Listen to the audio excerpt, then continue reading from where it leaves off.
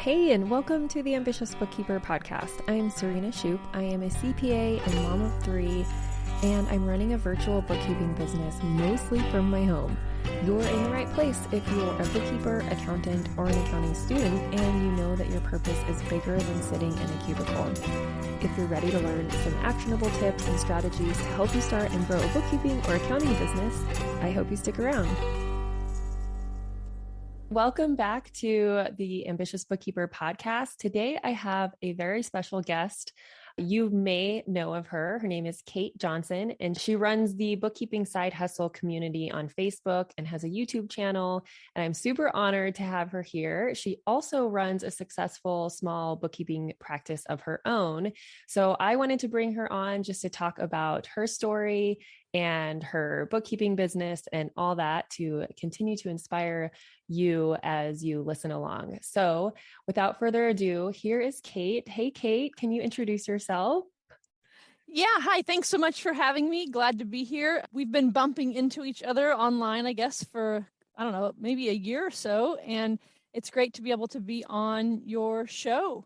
Congrats on getting this podcast off the ground and helping people. I run the Bookkeeping Side Hustle Community, free, open to anyone. I want to encourage people, no matter where they are in their journey in this accounting land we operate in. Mostly what I do is share how I'm building my own business and the highs and lows of that. And that's kind of how I encourage people. And it's just the most fun thing. I never thought I would have as much fun with the Bookkeeping Side Hustle Community as I am. It's really not good to do business alone. And so these are kind of my colleagues, I guess. Yeah, exactly. I find the same thing. And I think we are doing the same thing. Like, I know there's people in my community that are also in your community. So there's a lot of overlap. Some of my students and in my community are just have a side hustle, or not just a side hustle because it's a big deal, but some of them are just side hustling for now. And some of them have aspirations to grow a bigger business. So it's great. I just love collaborating with, with other people doing the same thing. Can you kind of take us back to how you started the Bookkeeping Side Hustle Community? Yes, I remember the origin. I came to bookkeeping. Well, so I wanted to start making money. My youngest child was going to be going to preschool a couple days a week, and I hadn't worked for 6 years, but I was going to have this time where I could do something with, and so I wouldn't lay on the couch. I thought I need a plan, and I have had some accounting classes. I thought this would work. So I started this virtual bookkeeping business and made a little money, and in the cracks of my day, but it all kind of started because of this personal finance interest. And there's an online community kind of movement these days called the FIRE movement, Financial Independence, Retire Early. And I would say I took a lot of inspiration from those types of people. Anyway, there's a Facebook group called Choose FI. It's sort of a life-changing mentality for me. So I encourage people to check it out. But people are always asking well, how do you make extra money? Or I need to increase my income. And I made a comment that was something along the lines of, well, I went to business school, so I knew accounting a little bit. And so I'm serving clients on QuickBooks or something like that is what I said. And it got a lot of interest. People were like, oh, well, I can do that. Or I majored in accounting and I've been, having this, full-time job for years, but you mean I could make a little extra money? So I started to answer these questions, and it was kind of getting to be a little too much. People were pinging me and tagging me. And someone said, I'm not super big on social media. I'm very active in my Facebook group, but I don't use it on my own too much. Right. For sure then I wasn't. And someone said, well, why don't you create a little Facebook group and you can answer all of our questions at once and then kind of be done with it.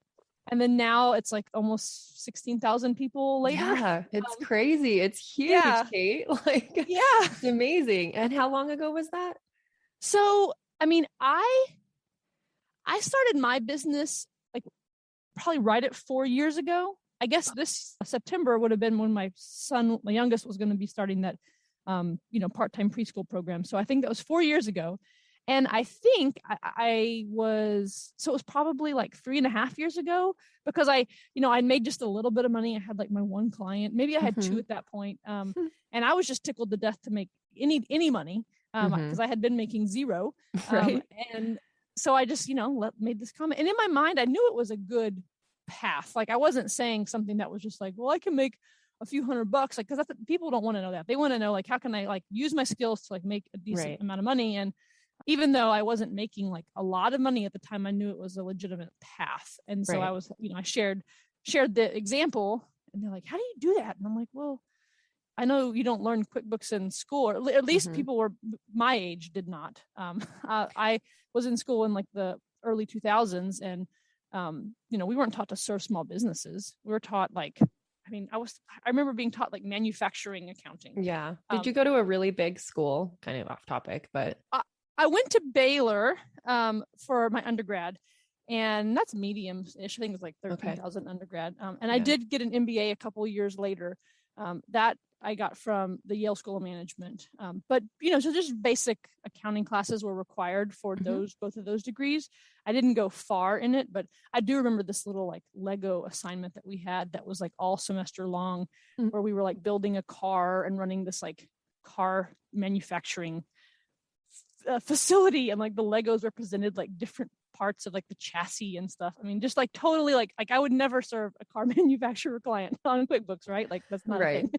So I didn't learn how to do small business accounting in school, is what I'm saying. And a lot of people out there in that, who were asking those questions, they were like, well, how do you, like, I know accounting, but I don't know how to do small business accounting. Right. I get a lot of the same questions because a lot of the people in my community are kind of like me. We already have our accounting degrees or whatever, and want to leave the workforce for whatever reason. And it is kind of a shift to be able to change from corporate accounting to small business. But I think it depends on the school that you go to, because I went to a very small university, like it's smaller than most community colleges.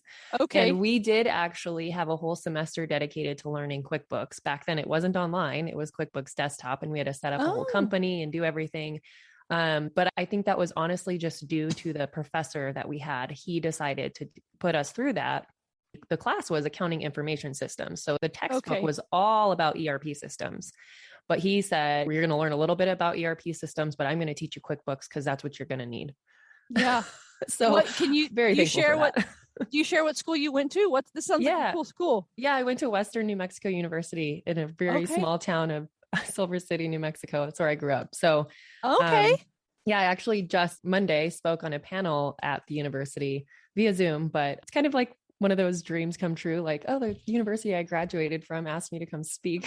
That's that's like the goal. That hasn't happened. Even though there's like literally Baylor. Only 3,000 students, but but yeah. So speaking of when people kind of come into your world, do you get a lot of people that don't have experience versus do? And like, how do you guide them through like which path to take, whether they have experience or not? So I'll step back even further and say, so the title of the group is the Bookkeeping Side Hustle Group, I think, or group Bookkeeping Side Hustle Community. And, I didn't put thought into that really at all. I had no idea it was going to be, Facebook asked me to like pick a name or something. Right. And great SEO, by the way, because I know. I'm pretty sure I Googled that name when I was looking for a name for my community, and it was taken by you. Yeah. Thank you. Yes. It was not deliberate. But I'll tell you, it has its pros and cons. It's not all good, because there are some people drawn to it because of the word bookkeeping.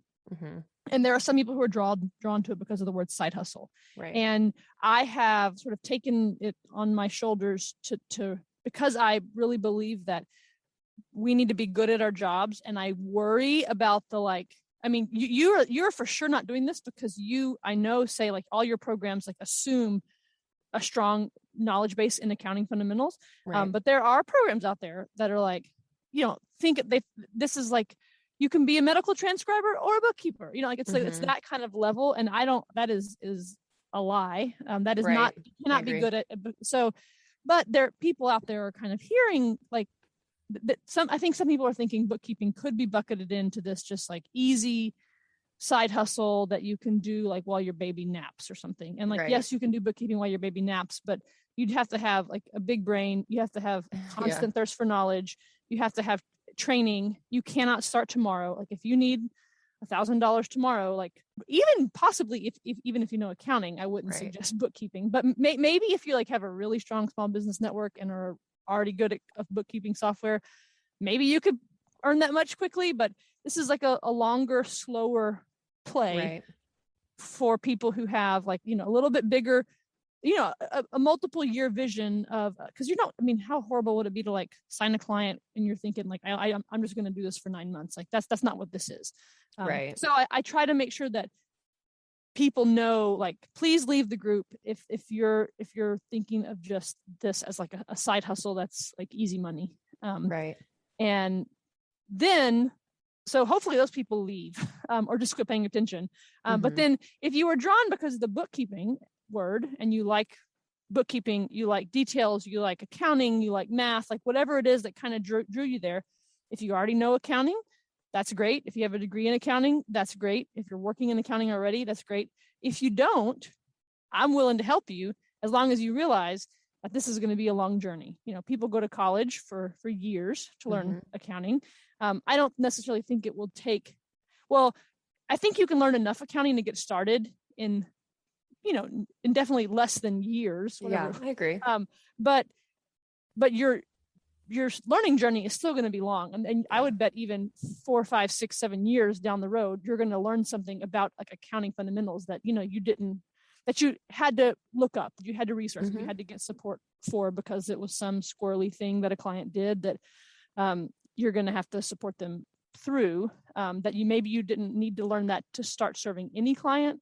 But as you start serving more complex clients, you'll still need to be learning accounting. So I do help people who want to do that, who see the grander vision and can realize like, wow, like, I want to start a family in a couple years. I'd love to be able to stay home.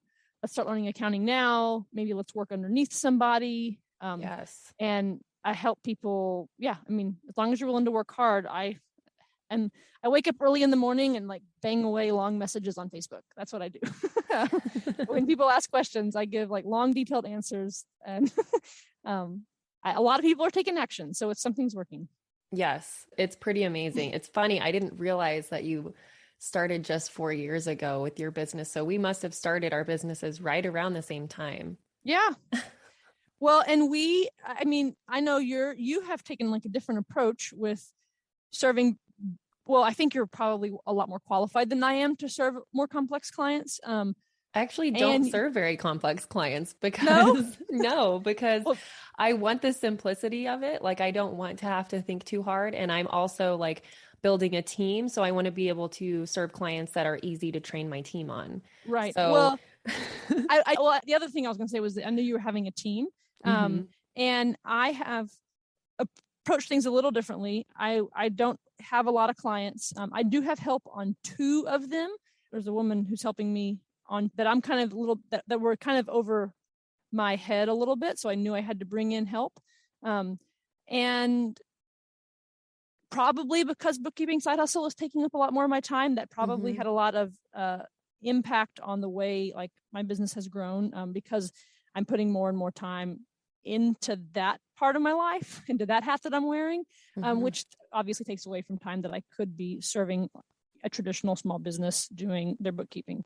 But I've stayed small, stayed solopreneur, and have gotten rid of a couple of clients that aren't ideal. I need to get better about that. I'm starting to take a different approach in my business. I'm looking at trying to become an expert in the FreshBooks general ledger. And so that's just the pivot that I'm trying to make, to stand out from the crowd. Anyone's welcome to join me because there's plenty of room because there's no one doing it. I think that it would be harder to do a lot of the automations and you won't have a lot of the app integrations, but if you're willing to kind of serve the smaller guys, and knowing that like you're only going to take simple clients that don't need a lot of hand holding, because if they do, you're not going to make a lot of money because you can't automate as much. Right. But I'm giving that a try at least for the next several months to see and if not, I'll fall back on QuickBooks, I can always keep doing that because that's what I am currently most experienced in and good at.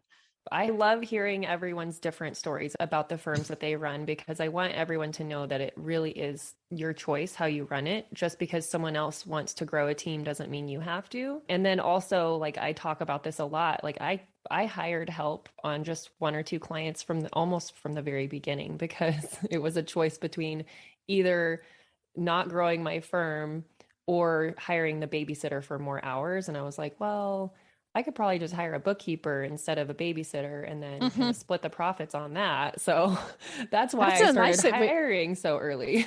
That's a really good way to think about it. Pay the bookkeeper or pay the babysitter. Huh.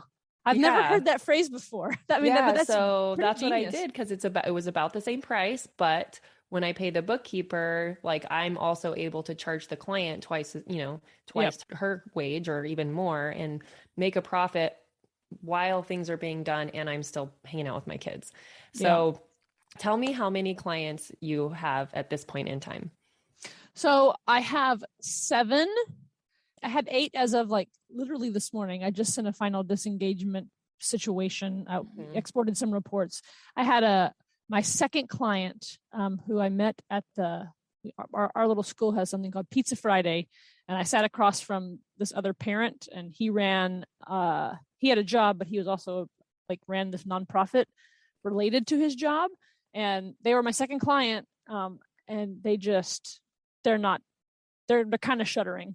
So they were just a quarterly client. It's not a big deal. I didn't really do much for them. It felt great at the time to, get a second client, get a second bite, right? It's working. Like the whole, talking about your business was such a big mental shift for me.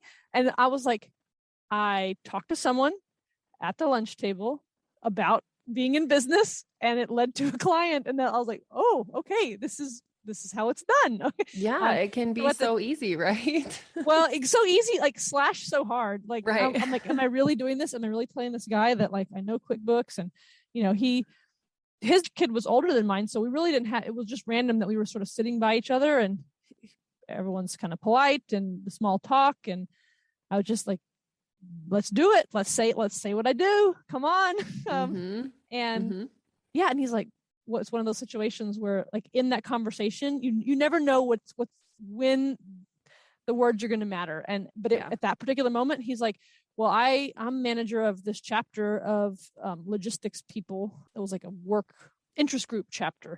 And it's like, yeah, our bookkeeper just quit. We need someone else. He's like, I certainly don't want to do it. And somehow my mouth said oh, well, I can do that for you.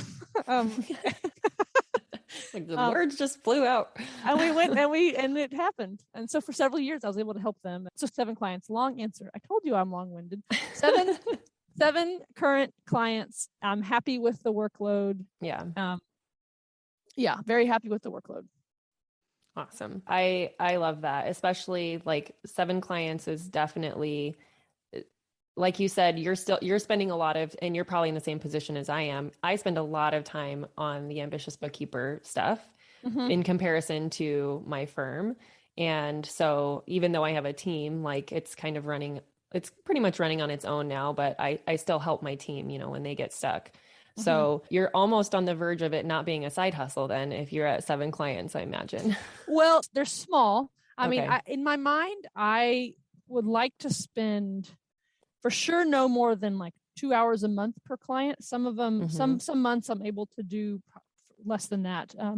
They're easy. It's kind of bank feed bookkeeping for the most part, unless they do something crazy, which for the most part they don't. And I'm clear, I charge what I think is a great return on my time. But to them, it's not a lot. If it ever started to be a lot of work for me, I'd have to, discuss that with them. But they are getting, basic compliance, bookkeeping, and reporting done, and they're happy and I'm happy. Yeah. Awesome. Yeah. So what was my other question? So we talked about your firm, and we talked about kind of how the bookkeeping side hustle came about. What for anyone who is not familiar with your group and what you do on YouTube, can you share kind of what else you do inside that group? Because I know that you run some events and things. So Sure. Yeah. So I actually, if people go to the Bookkeeping Side Hustle YouTube channel, the very first video that's like pinned is called like the mission statement or something like that. And if anyone's really curious, I would suggest listening to that. And I think it was like so seven or 8 points or something. Mm-hmm. And so I'll say some of the stuff that I do. One is I'll help people learn accounting fundamentals. And I don't teach anything, right? Like, so I'm a business builder myself right now. And I don't teach the debits and credits, but I can point you to what I have.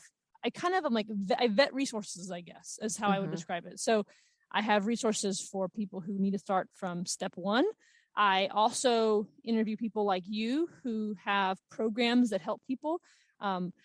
I think for the most part, one of my main pieces of advice is this is not rocket science, but building a business is, at least for me, I mean, and I went to business school. Like, so you would think that it should, if it's going to be easy, it should be easy for me. And but it is the most wild, like exhilarating, nerve-wracking thing I've ever done. I have to agree. And you need someone in your corner. And so like accounting is accounting. And like for the most part, there are different ways to get clients, but like a lot of the programs, like what you do, I would say like 80% are probably the same, but it's that 20% that is different, which is a lot of just like personal compatibility, you know, and that's the difference. I think we're between the programs, and it's that 20% that's going to be like, okay, is Serena the person who, when things get hard, she's going to keep me going? When things get hard and I don't want to get out of bed and listen to her talk in her modules, or is she the person who I can get out of bed at 5 a.m. or stay up until midnight listening to while I'm working my day job, because I believe in her. I believe that she is going to teach me what I need to know.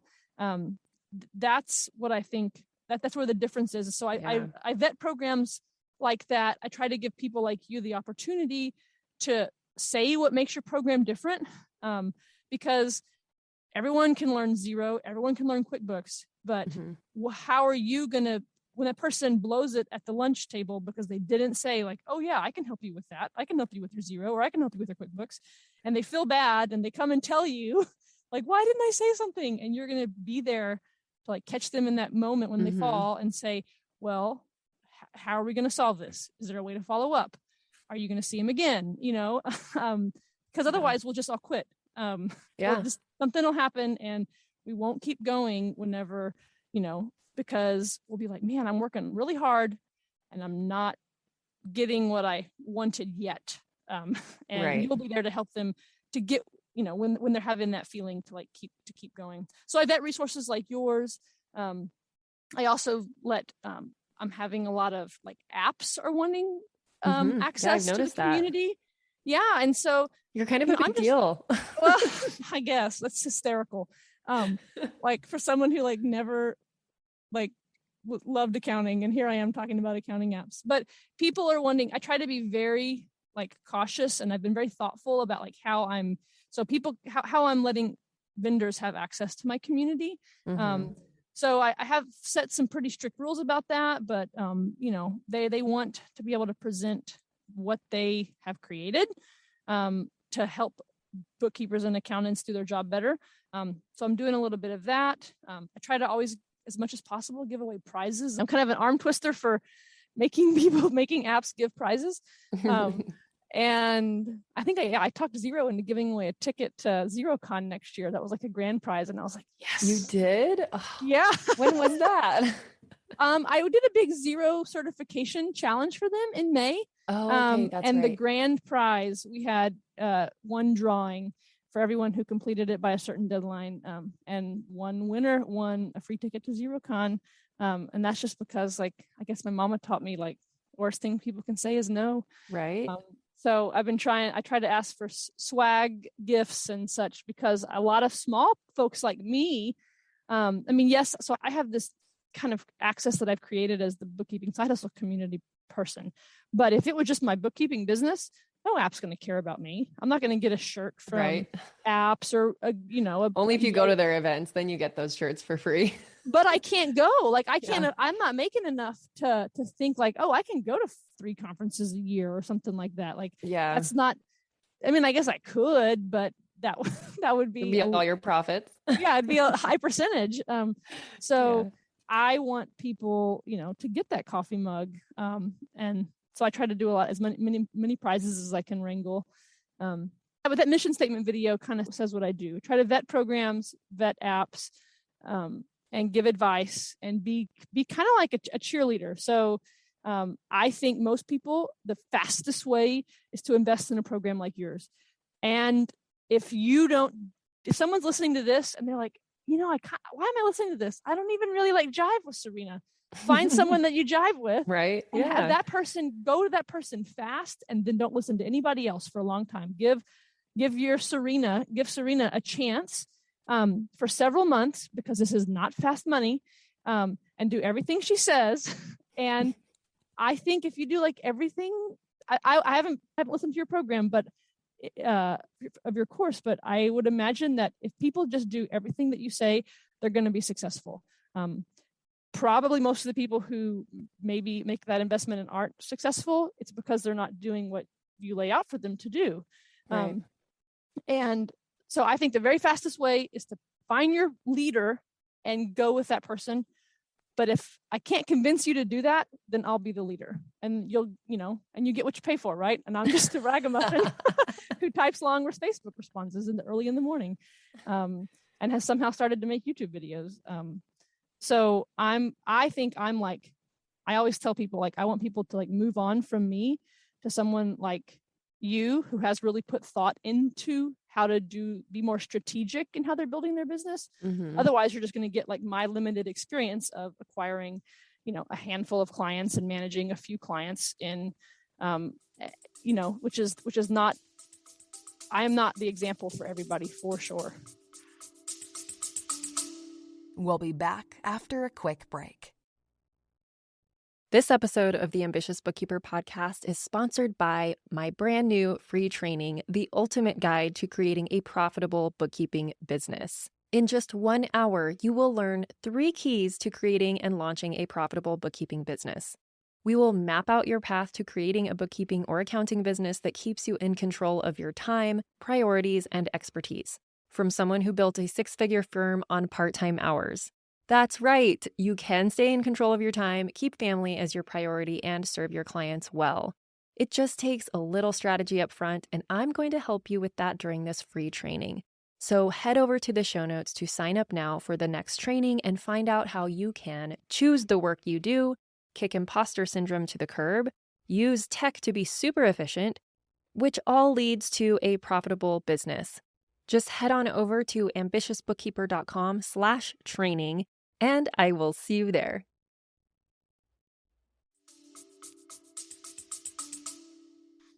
So I did not pay Kate to come on my show and boost my program. Well, but and you're not right. And I'm also saying, like, I think there's going to be a lot of people who you are not their person. Like, right. Listen to 6 of her podcasts and then delete, unsubscribe. Like you'll know by then. Like, it doesn't take that long. Yeah. I think people take way too long in like, oh, which program? And it's like, y'all, go with your intuition. They all cost about this. Like, I wrote a guidebook, and I was like, I tried to do the ROI of like, okay, like a $750 program compared to like a $2,000 program. And if you end up making like, even like 30 grand a year or something, like the ROI difference is like nothing. Because they're all reasonably priced. So you didn't pay me, but I'm also saying, like, you're not the person for everybody. Yeah, I totally agree. And that's part of why, like, I love collaborating with other people that are literally doing the same thing that I am. Because I want them to be exposed to someone else teaching the same or similar stuff, because they aren't gonna they may not like my style. Maybe I'm too chill for them or something. I don't know. Well, and like, I can think of other people who like maybe who have more of like a traditional accounting practice feel, and that is okay. Like if you want the brick and mortar store with like the suit jacket or something, that's fine. But that might not be Serena. I mean, that's definitely not how I run my firm. So I like you, I try to teach people by example. So I teach them what is actually working for me. And I like keeping things casual. And I'm sure that's kind of how you run yours too. It's like, I don't get dressed up for my client calls. Sometimes I don't wear makeup. But I serve them well and they enjoy working with me and my team. So it doesn't matter. And you wouldn't want the client for whom that was important. Right. So exactly. There's all different flavors. Life's too short. It's like, it's almost like dating, you know, like find the person who like you jive with and quit get off Tinder, delete the app.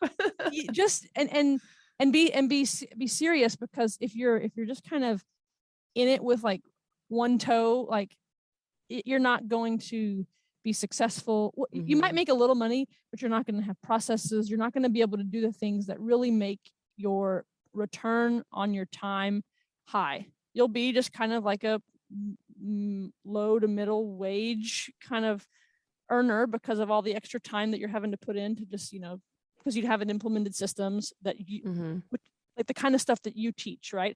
We can all fumble our way into like, yeah, my brother-in-law said he needed a bookkeeper and has QuickBooks, like, and figure that out. But that's not going to be a way to like be like earn a high rate per hour, right? By being efficient. So that's the value that someone like you brings. And when people are serious, making an investment, I think, has a big mental shift to people. Absolutely. And people who pay attention is a phrase that I have heard. And I paid for training eventually, and I think it's the fastest way and best way to move. In this career field. Yeah, I agree. And you're not always just paying for like the education. A lot of it is like you're kind of paying for the community and the extra support that you get. At least, I mean, I feel like that's where most of the value is in my program. Yes, I have the course materials. I give you pretty much everything you're going to need.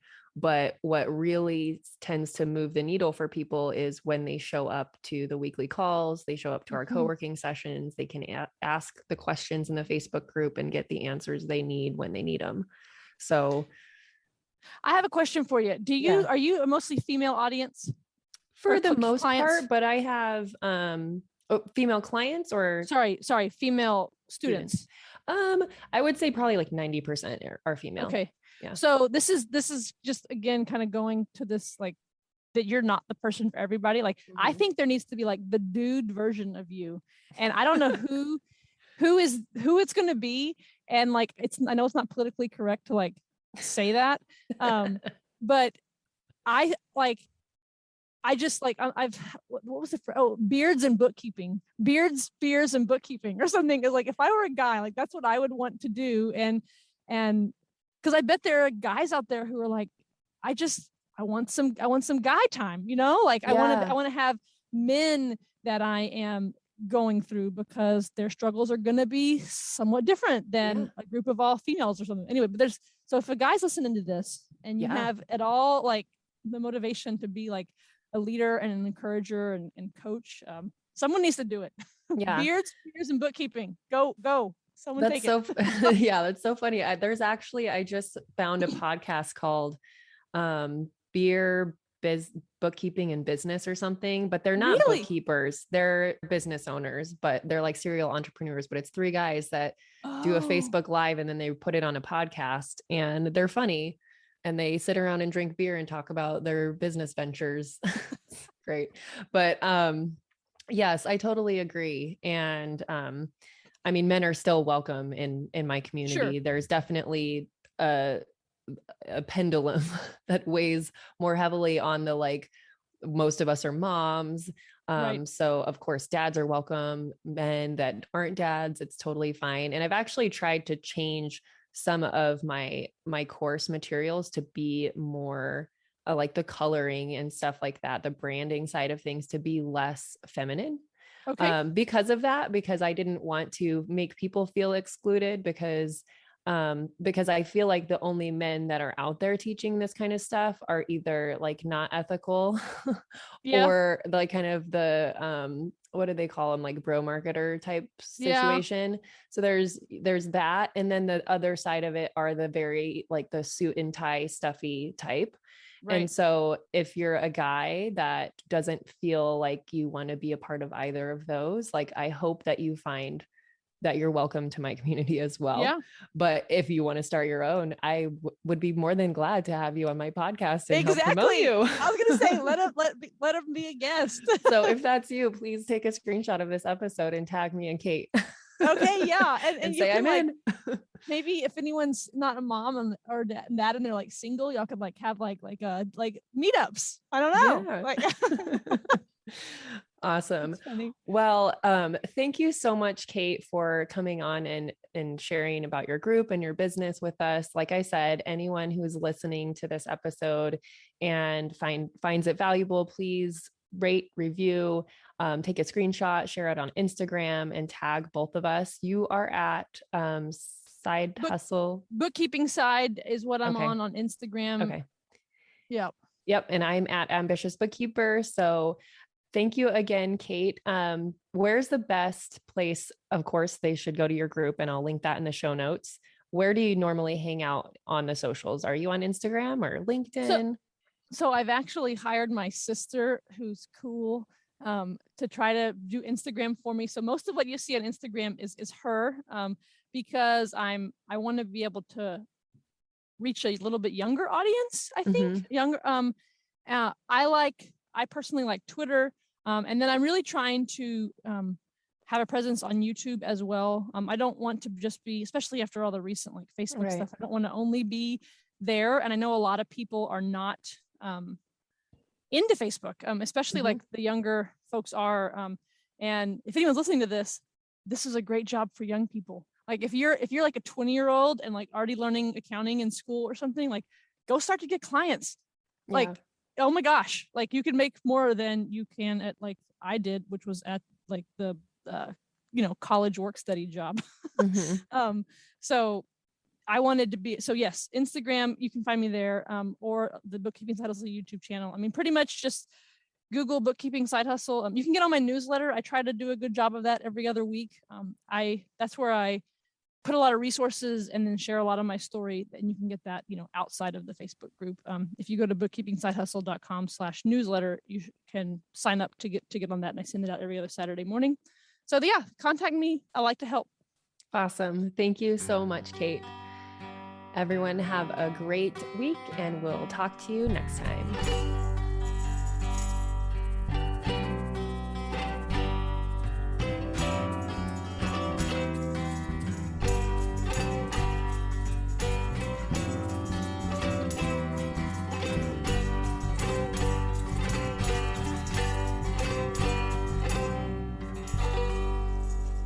Be ambitious.